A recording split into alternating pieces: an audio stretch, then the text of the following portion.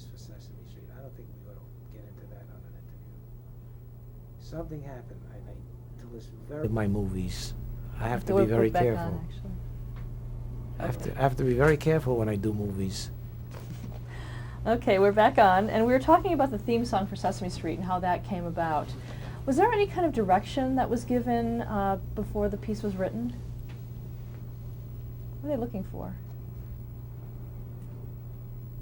John and Joe spoke privately. I was not privy to what they had spoken. I remember Joe calling me that night saying, write a song for, I don't know where to start. It's a street, Sesame Street, and they want to know how to get to it, or some. That was it. The next day he had the lyrics and the song laid out. He was that quick. The song did not go through any changes that I can remember. The way he wrote it is the way it happened. What about the recording of that song? That's another story. Till the producers were pleased with the sound, which is understandable. They had a sound in mind and weren't sure at the same time. Everybody was on a fishing trip. It's an experiment. Nobody knew, but when it did appear, they knew what they wanted. Got some kids.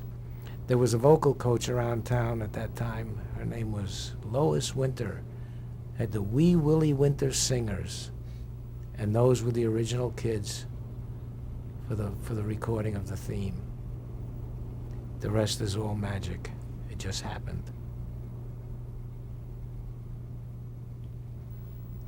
Now, on the show, what were your responsibilities? Good question. Aside from playing, which was not the issue, Joe put it very simply. He said, if this thing, first of all, we were told, don't give up your day job. Don't give up your job. This is an experiment of 130 one-hour shows, no more. So keep your other job. So mind you, we worked at Channel 5 and did this at the same time. We were busy from dawn till night. It was a lot of work to do. And Joe put it to me very simple. He says, you go to the studio, you rehearse the cast. I'm not setting foot in that studio. He said, and in case you don't get it, I'll cook, you wash, or I wash and you dry, but I'm not going near that studio. You do it. So that was it. He wrote. We recorded the band. I would record the band sometime if he had other appointments, or put together missing bridges and buttons and cues that he had not known to write.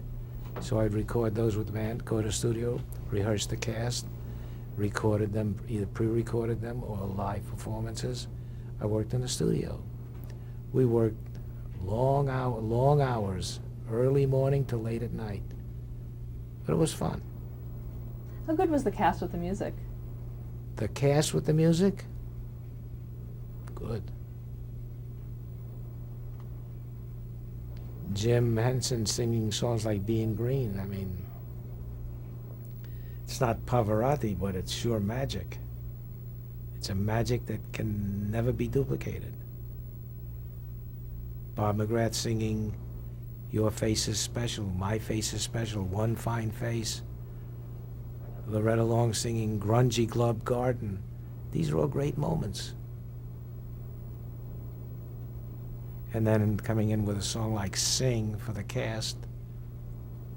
Or other songs like our gorilla film is this nutty gorilla, must weigh 10 tons. He's in a cage and he's got a little toy, a truck tire, and he bangs on it, and Joe wrote, somebody come and play today. It's magic, and that's what he did. Now, what would usually come first? Would there be a full script that would come first before the songs were written? How did that all work? No. Script would come, song, TBD, to be determined. A writer would say, I want a song in there about a whatever. That was it. Some of the writers do lyrics. And Joe hated to write lyrics. He would tell me, just give me anything you want musically. Get me words. I will not write words I can't. Well, this one night we needed a song for the frog. And I remember John Stone calling after Joe in the hallway, I need the damn song tomorrow. Remember, the thing is green. He wrote green overnight. That is a work of art. If you know the lyrics to that song, it's a piece of literature. It's profound. What was the theme for that? Why was it written? Needed a song for the frog. So Joe wrote, it's not easy being green. On the other side of the coin, he wrote a song one day because we needed a cast song, and he wrote Sing. I remember that July morning. I was sitting in the back of the house having a cup of coffee, and the phone rings, and he says, I want you to listen to what I wrote, see if you think it's okay. Sing a song, sing out loud, sing out strong. And he gets a la la la la la la la la la la. He says, what do you think? He said, when you finish and find the rest of the words, after the la-las, call me. Don't bother me now. If the song is not finished, leave me alone. It took 2 weeks for that argument to settle down. But that's the kind of relationship it was. But also, the speed at which he wrote is staggering. Let's talk about a few more songs. Would You Like to Buy an O? Would you like to buy an O? Would you like to buy an O? The Salesman? That was the Alphabet album. Every song in that album was dedicated to a letter. National Association of W Lovers, La La Lampshade, D D D D, D D D D D D. It's the way he wrote. That song is about the alphabet itself. What song is about the alphabet No, itself? talk about the songs that were about the alphabet. Songs that were about the alphabet? Mm-hmm. A, B, C, D, E, F, G, H, I, which is Bird's song. Apkadevki Jakamonaka Stewiches. It's the greatest word I've ever seen. The longest word of it. I don't Most know the word. impossible. The most impossible word I've ever seen. Yep. That's about the alphabet. Now, how did that come about? Were you there for that? He wrote that with John. That was just an invention. Okay. Rubber Ducky. Moss. That song was so popular that we get tons of mail requesting, could you send us a lead sheet? Could you send us a cassette? Send us something. Send us a Rubber Ducky. It was an enormous success. And one of the great moments we had with that song was when we did our first concert as a show, bringing Sesame Street to a Pops concert with a major symphony orchestra. Our first concert was the Boston Symphony, the Boston Pops with Arthur Fiedler. It was produced by Bill Cassell, who was WGBH's wonderful producer. We go to Boston, and the hit that we're rehearsing is Rubber Ducky. Jeff Moss walked in with a box of 100 rubber duckies to give out to the orchestra. Rubber ducky, you're the one. Squeak, squeak, you make bath time so much fun. Rubber ducky, the only one for me. Instant orchestra meeting. There was a problem. If the 100 players in the orchestra each play a rubber ducky, it would constitute an additional percentage of their salary as what's called doubling on another instrument. What do? Well, in the interest of sanity and making this short and brief, I negotiated a deal with the union where only the percussion players would go squeak, squeak, and forget the other guys, and they let us do it. So Rubber Ducky caused us a lot of consternation, but it was worth it. We had a good time. Have you had to do a lot of union negotiations throughout your career? that's one of the other hats that I wear during a day. I go from playing the show, but it's not as Looney Tunes as you think. When we started, Joe's thoughts were, and passed them on to the company, that it really makes sense as the music, whatever it is you want to call me in the studio, by myself rehearsing the cast, going and playing in the band, playing the show, I have the total connect between the creation of music and the use of the music, and we don't need that extra person, it's me. Because we would have needed one or two other people to connect the two jobs. I did it alone, and that's how it works till this very day. So other things creep in, union negotiations, and other assorted and sundry services. Let's talk about some more of the music. Doing the Pigeon. Doing the Pigeon. Boop, boop. Bernice or Beatrice? Bernice, I think is Pigeon. Bert had a girlfriend, Bernice, the pigeon.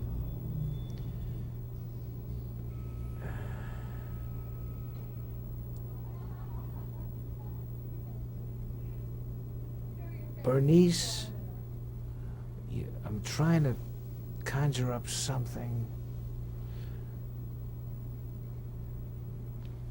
Bert had these puppets have no feet, you know. Bert did a dance to Doing the Pigeon. They gave him legs, Doing the Pigeon. And he did his first he did a dance. But it was merely a song to his girlfriend. How many people do you know have a pigeon for a girlfriend? How many people you know have a paper clip collection? Only Bert. So that was his tap dance that he did for Bernice, Doing the Pigeon. People in your neighborhood. Very first performance with People in Your Neighborhood deals with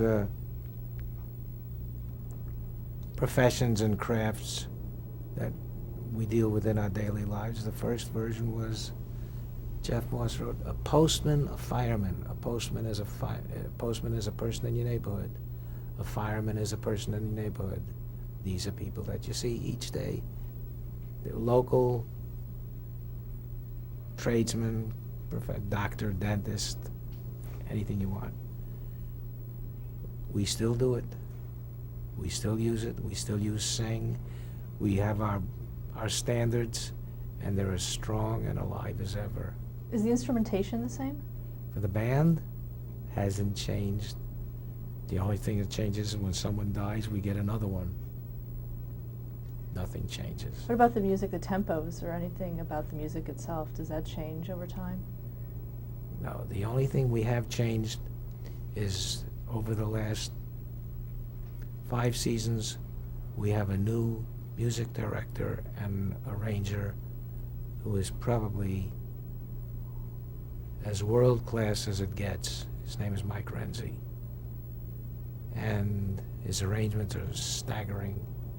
His sound is brilliant. We've kind of contemporized, if that's a word. We've updated the sound a little bit, and Mike has put his own stamp on it. We still have the songs that Joe left us, but they're kind of a little more shiny now. How is that done? What changed? It's the writing. It's a personal thing. It's the way he hears. It's the way Joe heard. It's just another flavor, another style, another taste. What about the song One of These Things? Well, if you really want to know its official category, you're going to love this. I went to a curriculum meeting one day and I learned one of these things is multiple classification, inclusion, and differentiation. Whatever that means. Sorting song. One of these things is not like the other. One of these things just doesn't belong. Can you tell which thing is not like the other before I finish my song? So you'd have 3 tomatoes, it's a quadrant. 4 boxes, 3 tomatoes, 1 fork. One of these things is not like the other. One of these things just doesn't belong. Can you tell which thing is not like the other before I finish my song? Sorting. And it gets deeper and deeper. We got to a point where we had several sorting songs. Here are some things that belong together was one. 3 of these things are kind of the same, but one of these things is not like the other. And we finally got to the point where multiple answers were correct. That's when we got into trouble. So we backed out. We're back to one of these things again. The song Monster in the Mirror. Monster in the Mirror. Just something goofy. No other purpose. Other than something like Mana Mana. Do you know Jim Henson's Mana Mana guy, he calls him? Have you ever seen him? Mana Mana, boop, boop, boop, boop. No curriculum. Just off the wall. That's a lot of our stuff is designed to hold your attention, the parent's attention, hopefully keeping the child's attention focused on the program. So a lot of this stuff is merely to hold you. And I must say, some of the stuff that we've done is just outrageous. We had Seiji Ozawa, conductor of the Boston Symphony, conducting Animal Orchestra, or Chickens. Try that for a world-famous conductor. And show me its educational value. It was just off-the-wall entertainment. And we've done a lot of that stuff. Was anything rejected by research in terms of music? A very long time ago, we were doing segments during our breaks in a studio. John Stone had this vision of a Muppet Monster album. And we started to tape songs and videotaping Muppets singing them. Research shot it down. They said the monsters were too scary and didn't approve. So and we abide by what research says. Many years later, some enormous hits arose out of that collection of stuff we put aside, but they tell us what the boundaries are, and that's the way it works. And I think it's pretty good. Are there any musical boundaries in terms of instrumentation or tempos, anything like that? No, but there are boundaries for visual, for content, and I must say we started with them creating the parameters. There's absolutely no reason not to respect them. Let's talk about some of the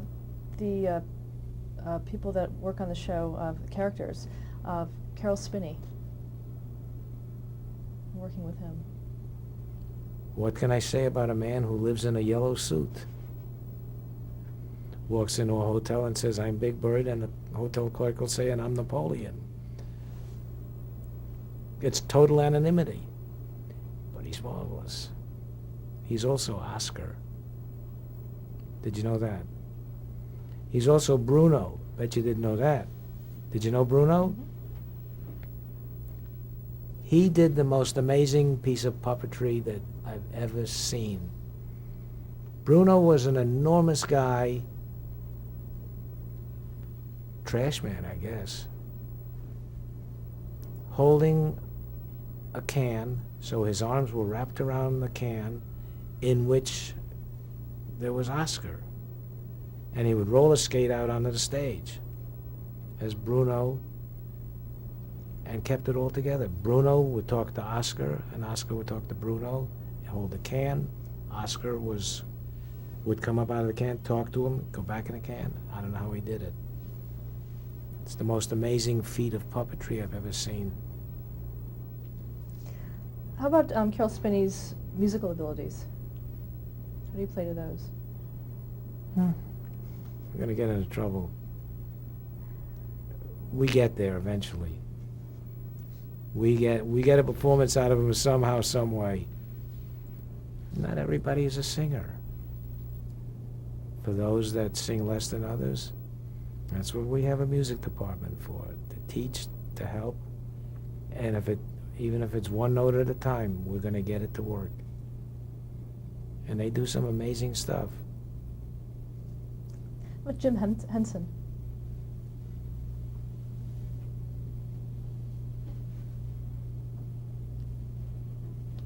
The obvious, a man that died much too soon, was way ahead of his time in puppetry,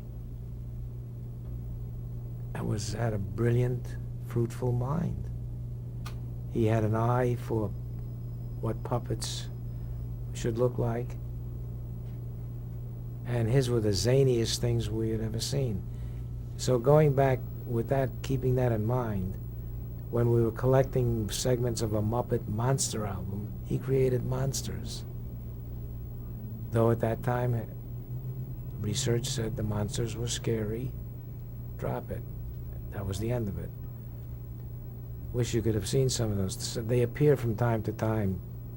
They are the wackiest, wildest looking monsters you've ever seen. Have you ever seen Muppet Monsters?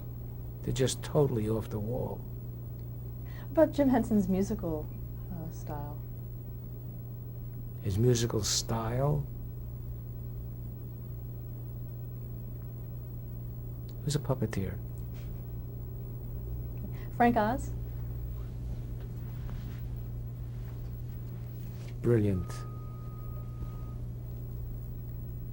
Grover. Frank Oz, aside from being one of the world's nicest human beings to work with and as friend, but totally off the wall as Grover, totally off the wall as Bert. Outrageous sense of humor. Jim and Frank bounced off each other. It was magic. Sparks would fly when they were in a room together. It was just the perfect combination. Kevin Clash? It's a class all by itself. Elmo is unique. There's nothing like it. It's magic. So put all of this together, it's the magic that we have to ride on that magic carpet ride. We've got it all, and we try to keep fine-tuning and fixing as every inch of the way. We never stop. How's his musical ability? Kevin? Good singer. Kevin's a good singer. He does some amazing stuff. He's a good voice. Bob McGrath? That's the perfect tenor. Were you involved in all his casting? In all In his casting, when he was being cast for the show, were you involved in that? No. When Joe and I arrived on the scene, the cast was cast. It was Bob McGrath, Loretta Long, she was Susan, Carol Spinney,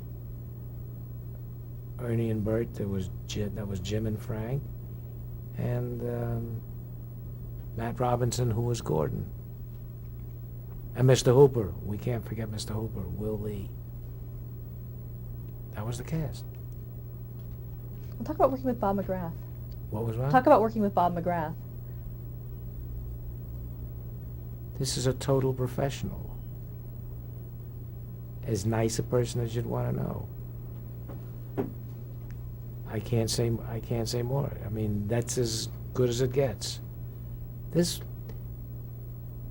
cast, in its unique way, was head and shoulders above the rest of the world, only because each character brought out the best in the other character. It was just magic. When I've been asked this question over the years, there's no formula. This is lightning in a bottle. You can't do it a second time.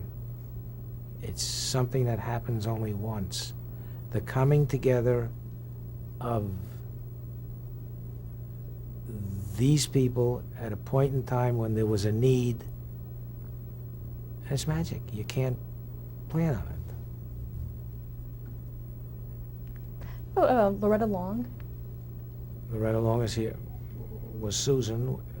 Bob and Susan were a couple. I don't know what they were. Were they a couple? No, Gordon and Susan were a couple. Gordon and Susan. No. No. Okay, we'll let it go that way. That's going to come out in the editing block. Matt Robinson. Gordon. And then Roscoe Orman. Another Gordon. That's a nice man. Roscoe's nice. Talk about some of the guest stars that have appeared and how you've worked with them.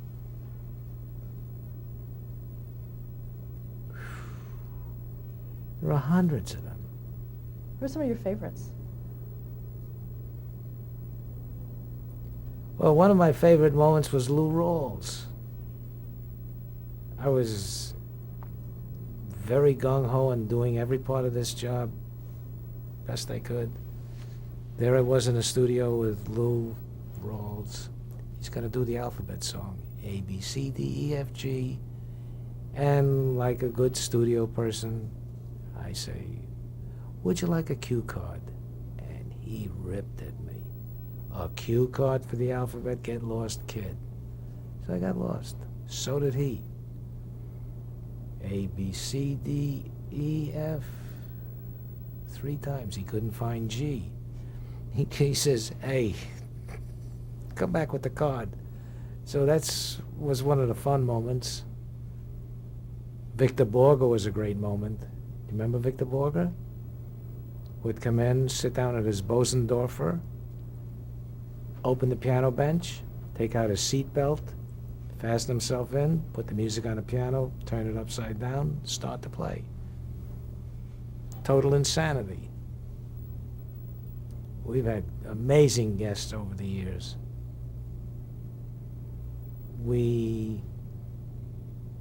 I just came back from California. We took the cast to the Hollywood Bowl for July 4th week. And we had Marilyn Horne with us and Michael, oh boy, you better cut this out, Brian Stokes Mitchell. Brian, what's his name? You better edit this one out quick, bad. Doo-doo. Brian,